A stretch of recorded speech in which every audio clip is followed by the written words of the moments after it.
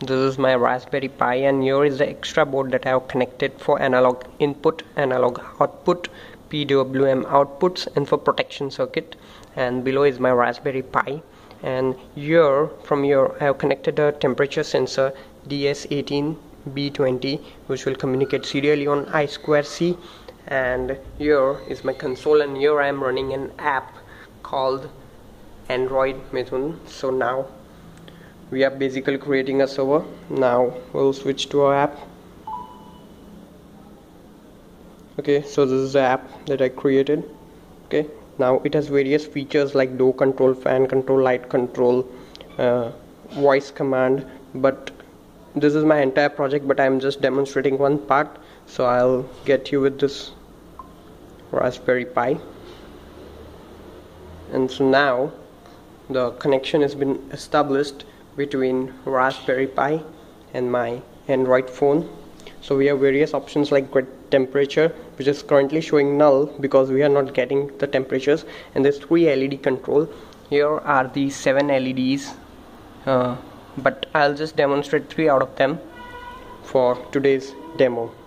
Okay, so now on clicking start, it will gather the data from the temperature sensor towards here, and then it will update it on my Pi, and the server will send the data on my app. So here it is, which is showing 26 degrees centigrades.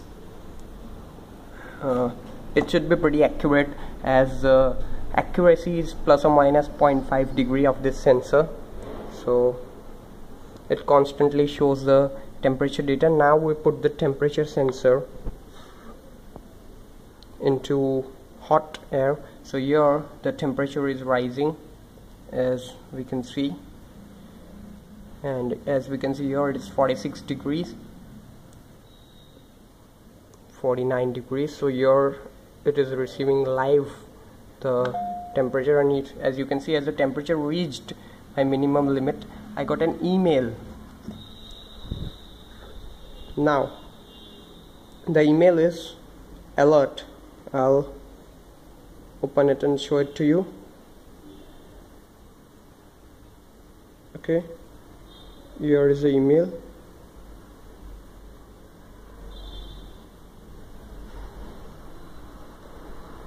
Okay, so it was sent at 10:52, which is my current time of an alert,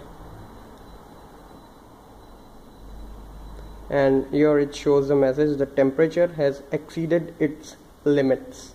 So this is kind of an error message to me, which has been sent automatically by Raspberry Pi, as you saw, as the temperature reached its limits. And as you can see here, Android app still keeps on displaying the temperature continuously, as it is still into the hot water. As we can see, 55.5 degrees centigrade, as the water is hot. Now we remove the temperature sensor outside into the open atmosphere for some time. So now we can see the temperature is falling down, and slowly it will come to the room temperature. We also got an alert in our iPhone regarding the low temperature.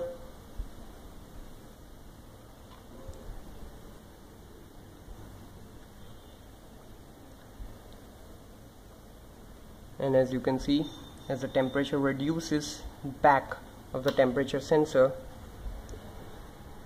the temperature also changes over here. This is live temperature. As we have kept it near the bowl, it is still getting some heat, and due to that heat it is showing the temperature. Now we can stop getting the data if we want. Okay, now we can switch on the LEDs.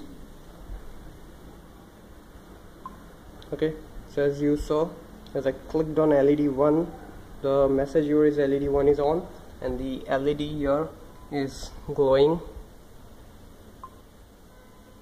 Okay, now as you can see I clicked on LED 2, so LED 2 is glowing.